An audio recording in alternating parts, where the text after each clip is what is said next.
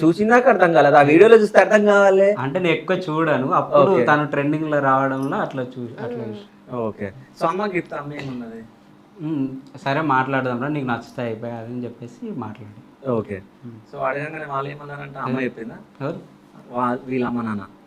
లేదు అంటే అడగంగానే చెప్పలేదు తిను.